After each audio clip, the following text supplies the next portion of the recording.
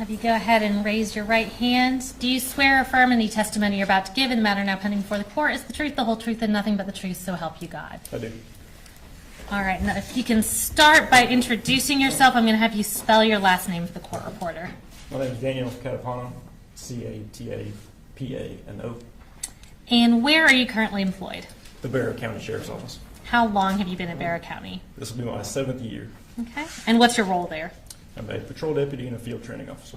What shift do you typically work there? The D shift, which is 7 a.m. to 7 p.m. And were you working for the Barrow County Sheriff's Office on September 4th of 2024? Yes, ma'am. Are you post-certified? I am. And were you post-certified on that date? Yes, ma'am. Did you on that morning respond to Apalachee High School in response to an active shooter? Yes, ma'am. Tell us a little bit about what your role was in the investigation once you arrived at the school. So we got there fast as we could, obviously. Upon arrival, ran into the school, started clearing rooms and rendering aid when we could. Okay. And what area of the school were you working on when you were there? I went everywhere in the school. Okay. Just kind of ran around. All right. Chaotic scene. Yes, ma'am. And I'm going to kind of shift you to sort of a different front. After the dust had settled and you kind of found out about the victims in this case, did you realize that you were personally acquainted with one of the victims? Yes, ma'am. Tell us who that was. Richard Aspinwall. And tell us about how you knew. Is that Richard Aspinwall? Yes, ma'am. Tell us about how you knew him. He was my football coach, my track and field coach throughout high school at Mountain View High School in Gwinnett County. And what year did you graduate there? 2016. And is that where he worked before he worked at Apalachee High School? Yes, ma'am. All right. And the capacity as a teacher and a coach? Yes, ma'am. Okay. And so did you pretty much know him throughout your high school career? Correct. I'm going to show you what's been marked as State's Exhibit 40, and this has previously been shown to the defense attorney. Can you identify the individual in that picture? Yes, ma'am. Richard Aspinwall. And Judge, at this time we would ask to tender State's Exhibit 40 and publish it to the jury. No, good. All right. 40's good.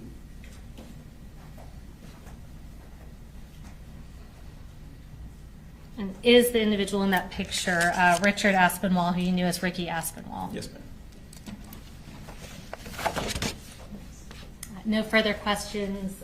The defense may have some questions for you. Ross. Good afternoon. Sir. Just got a couple of questions for you. I understand you are in charge of keeping the logbook. Crime scene log. I'm sorry? The crime scene log. Crime scene Yes, log. And tell us what you do to keep a crime scene log. What are you looking for? So you, basically it's a form that shows who came in and out of the scene, the time, the date, the time of the date they left the scene. Okay. So you kept all of the times that people came and left. Yes. Did you do any collection of any of the evidence at all? No, sir. Okay. So that was done by someone else? Correct. And I think you indicated that you initially got the call from someone else. Correct. Do you recall the time that you got that call? I do not. When you arrived, I think in the report you indicated you may have been the third or fourth car there. Yes, sir. So when you entered into the school, did you see Mr. Gray at all? No, sir. Okay. Nothing further. Thank you very much. Can you redirect Ms. Cross? No, sir. All right. Thank you, sir. Thank you, sir. State calls Cassandra Ryan.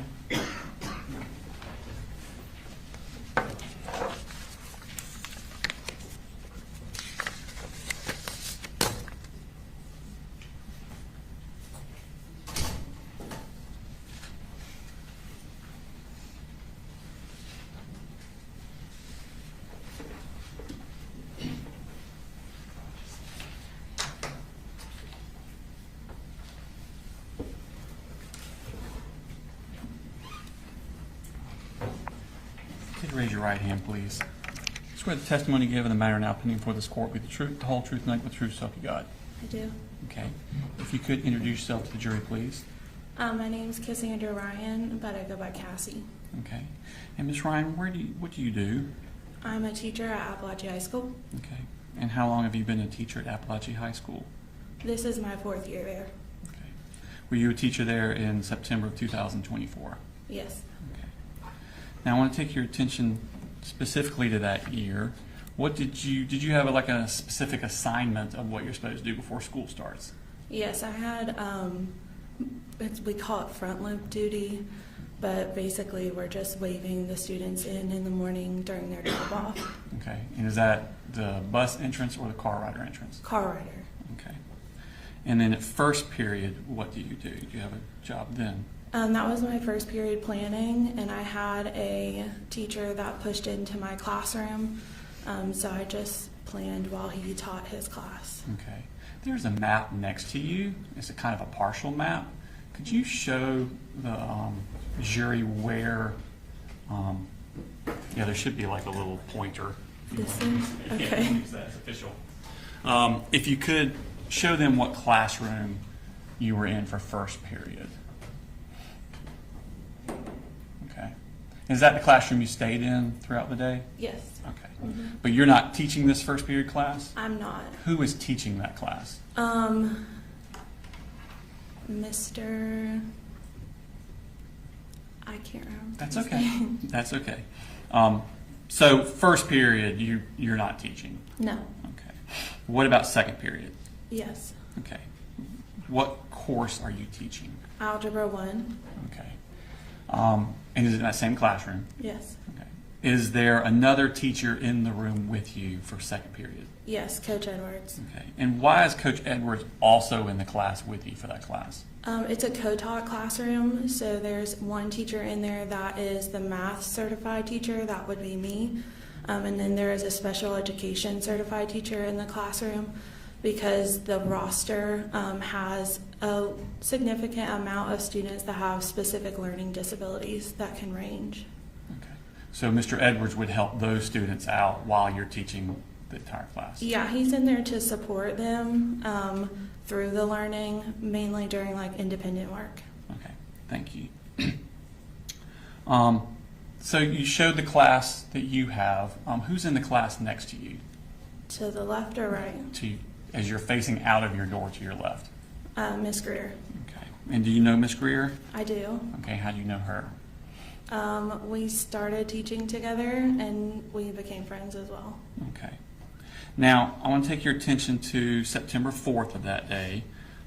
What were you doing when students came into your classroom?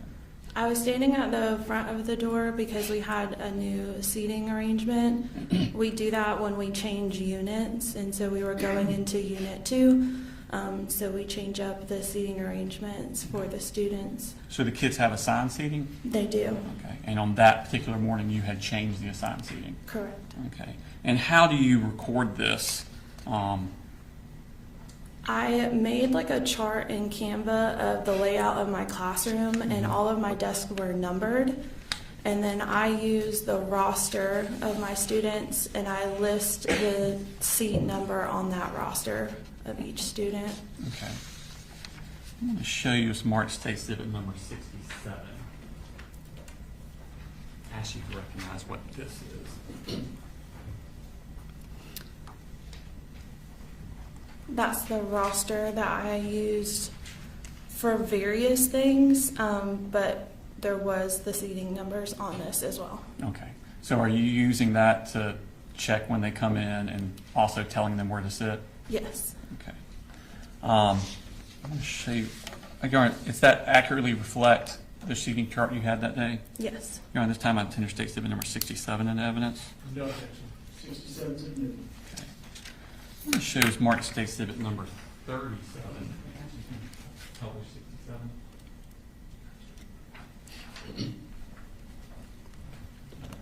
So the numbers on the left are the seating numbers, or the ones on the right? The numbers on the right. That would be correspond to a seat in your. Yes. Okay. Show you Smart State Exhibit number 37. Ask you to recognize what that is.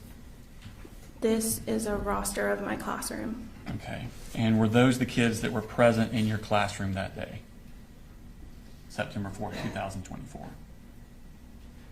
Yes. Okay. And were all of those students on that day under the age of 18? Yes. Was Stephen Edwards also in your room on September 4th, 2024? Yes. Okay.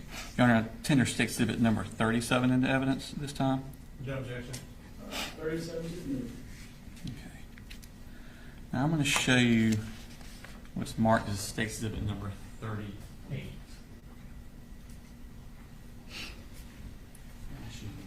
What that is. This is the seating chart layout that I created of my classroom. Okay. Has names been added to the numbers? Correct, yes. And are those names added to the numbers accurate as to where the children were assigned to be seated that day?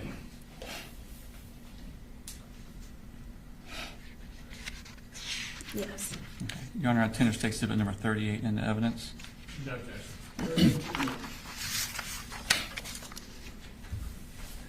So as we're looking at 38 on the screen, if you could identify first where the front door is. Like the point? Yeah, that you can use the pointer Is that- behind you. Oh, okay. We used to have it where you could touch the screen, but that seems more difficult. So the pointer would probably be better. This is the door Okay. And where would you generally be teaching from? up here. Okay. And where would Mr. Edwards be? He wandered around the room, Mm-hmm. but this was his desk here. Okay. Is the other desk your desk? Yeah, like this is my desk, or that was my desk. This was his desk. Okay. And he just wandered to whichever child needed his help at the time? Yes, Okay. just kind of observed. Did you, when the kids came into the classroom after you've assigned them their seat, do you do anything else with them as they're coming in? We do a warm up, and so that is on the board for them to get their materials out to get started on the warm up while everyone's coming in. Okay. And at some point, did y'all start class? Yeah, Okay. And what class again do you teach? Algebra 1. Algebra 1. Okay. How about was the class going that day? What's the structure of the class? So we begin with a warm up, and then we kind of structure into the beginning part of our lesson.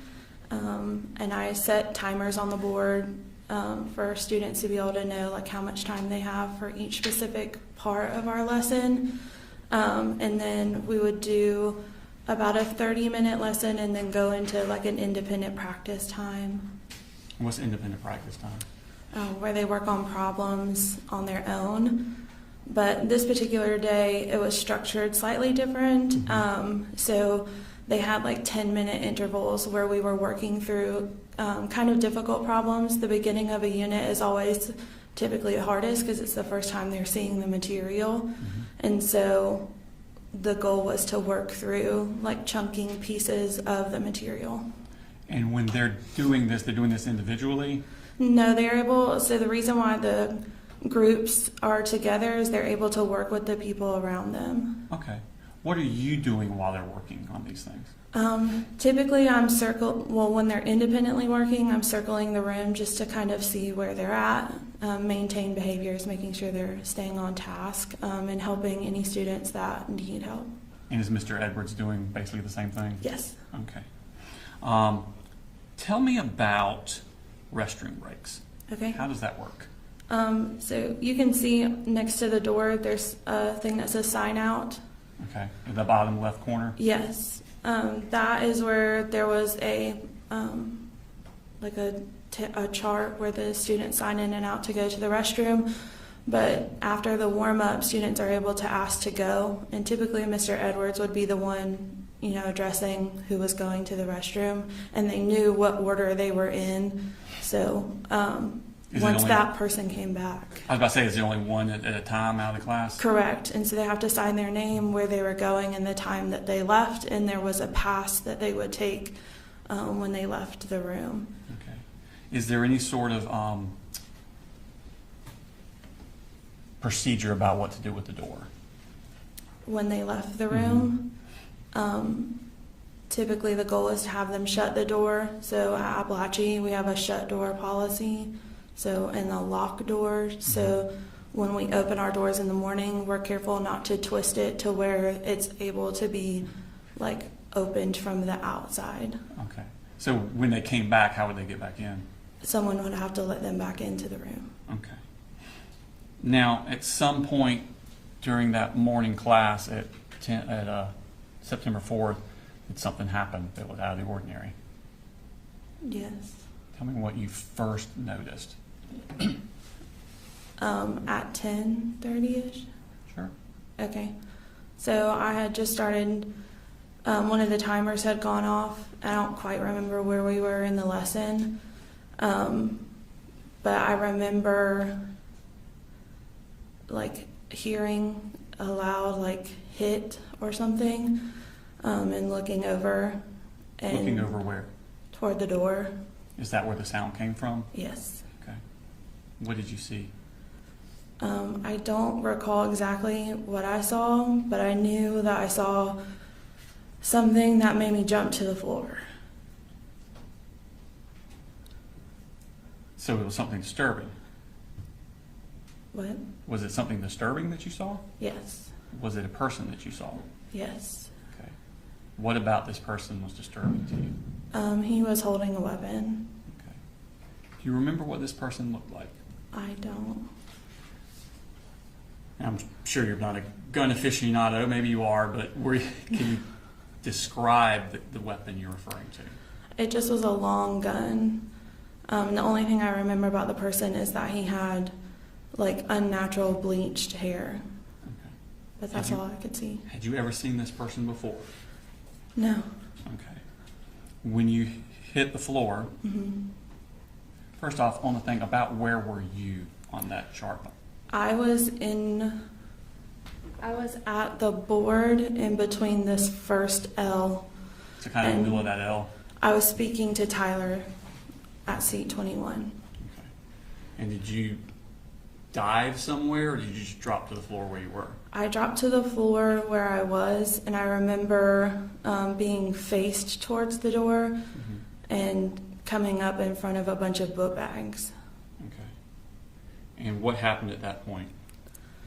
So at that point, there was gunfire that started happening, and I could feel like debris and bullets going over my head.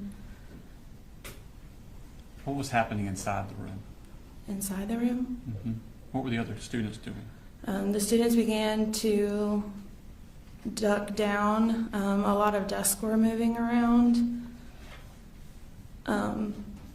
And it was hard to hear because once the gunshots started happening, it kind of messed my hearing to where it just, all you heard was like ringing for a little bit. How many gunshots do you think you heard? A lot. Okay. And was it like a few and then a break and then a few and then a break, or was it? No, it was like a rapid, the whole thing. Were you able to see anything in reference to the shooter during this time? No. How long did the shooting last? Seconds. It didn't feel like seconds, but it was seconds. Okay. When you look up, was the shooter still in the room? No. Do you know how far he came into the room? I think he just stepped 1 foot in. Okay. Once he left, was the door open or shut?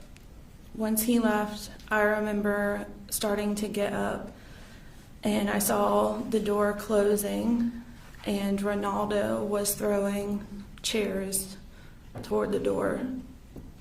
Okay. Tell me about what happened at that point. What's going on inside the room? So I remember seeing Ronaldo throw the chairs and then dart to the corner of the room. When I stood up, I was starting to walk toward the door, and then I heard Natalie say, "Mr. Hine had been shot." And when I looked at her and I looked down, I could see the pool of blood, and I could see her wound. Was that Natalie Griffith? Yes. Okay. What wound did you see? Where was it? It was on her wrist, up right above her wrist. I could see the bone exposed. How was she? Was she conscious? She was, yeah. Okay. And was she saying anything or doing anything? She just kept repeating that she had been shot, and so I grabbed her and laid her on the ground, and then I grabbed a nearby hoodie and wrapped it around her wrist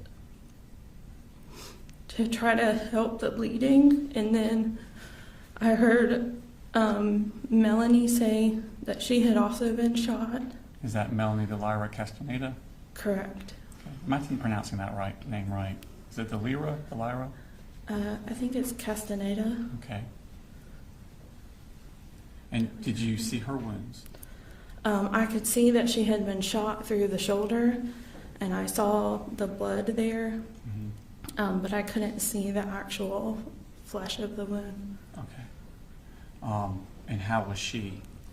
She was very quiet. I think she was scared, but I've known Melanie for a little while before, and so she does have a very calm demeanor, and so she was very calm and quiet, and just grasping her shoulder. Did she appear to be in pain? Yeah. Okay. Did you notice any wounds to Nautica Walton? I did. So once I had laid Natalie down and I put Melanie next to Natalie, there was a group of girls that were already in the corner, and one of them, Hayden, had asked if we should move the smartboard in front of the door, and at that point I was trying to assess what was happening, and so I then saw Nautica on the ground, and she was quite frantic and grasping at the back of her leg. I couldn't see her wound or any blood, but she was in severe pain. And did you see Taylor Jones? I did not see Taylor Jones. Okay. Were you aware of any injuries to Jackson Beaver or Ronaldo Vega? I was aware that Ronaldo, after the police had come in, he had said something that he was also injured. And then when we had gotten out of the room and up to the top of the hill, Jackson had said that he asked me to look at the back of his leg, and he did have something lodged into the back of his leg. Okay. Did you see Christian Angulo in the room? Mm-hmm. Where was he located at?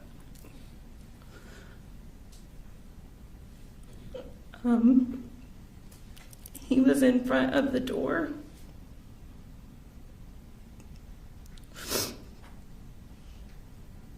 And he was on the ground. What, could you tell if he was alive or not? He was alive. And Coach Edwards said that we needed to make a barricade around him after everything, all the shots had fired. And so they stacked desk around because he didn't want to move him. And while I was helping Natalie and Melanie and Nautica in the corner, there was a moment where me and Coach Edwards had looked at each other and said that they needed to come because it wasn't good. And when they came finally, they had pronounced him dead while we were here. It shows Mark Stacy at number 39. Recognize that. Yes, that's Christian. Is that an accurate representation of Christian Angulo? You're on Interstate Exhibit number 39 in the evidence. Yeah, okay. 39. Could you tell where he had been injured at? I didn't get close enough to him to see where he had been shot. How long did y'all stay in that room before the police came? It was quite a bit of time. I would say probably 20 minutes. Okay. How did they get in the room, the police? They had a key. And they had to push through all of the stuff that they had piled in front of the door. Y'all had barricaded stuff in front of the door? Ronaldo did. What did they do when they came in first? They had their weapons drawn and were telling everyone to put their hands up, but I had stood up out of the corner and walked in front of the middle of the room and said, no, we need help. Okay. And did medical personnel start coming into the room? They did not. So I had started to tell them where everyone that I knew was hurt. And they had, at the beginning, asked me to help carry Natalie because there was only a few of them. And then more ended up coming into the room. Okay. So they took Natalie out? I didn't see them take Natalie out. So when they came in the room, they flipped the lights on. And that's when the students had noticed Christian on the floor. And they knew he wasn't with us anymore. And so the students began to get really upset. And they had pronounced him dead, but we had to walk by him out the door. Because he was right in front of the door?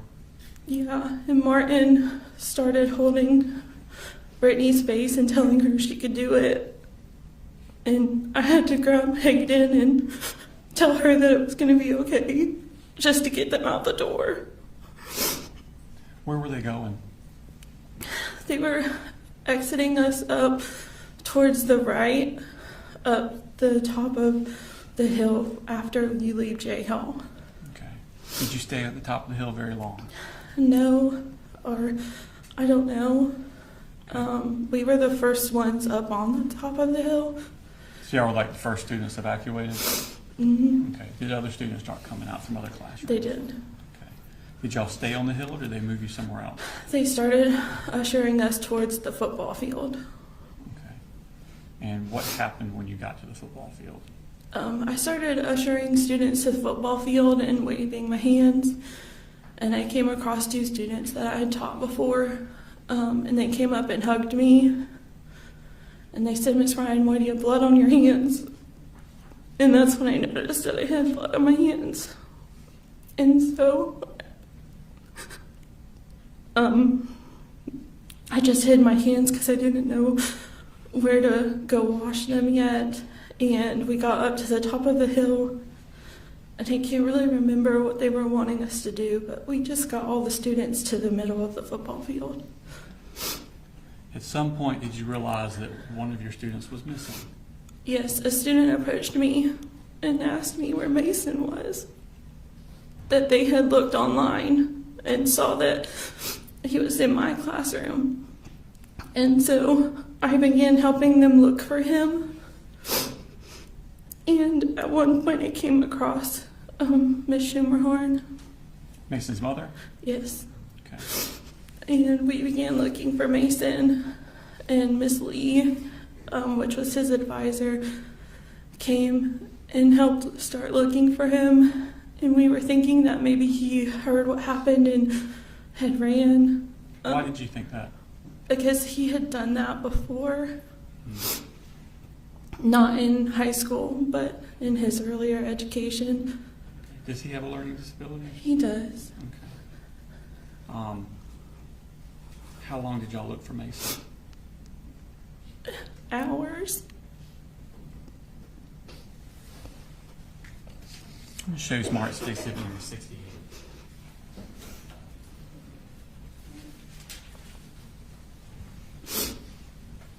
As you realize this.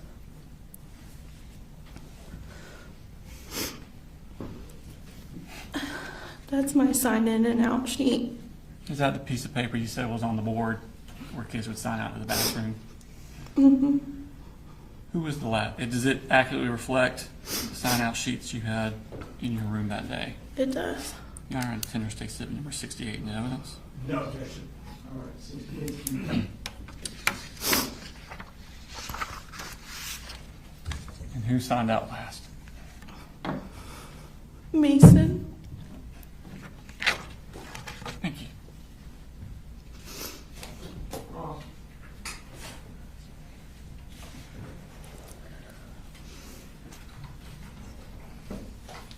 No questions, John. Thank you, ma'am. Your comment. Thank you.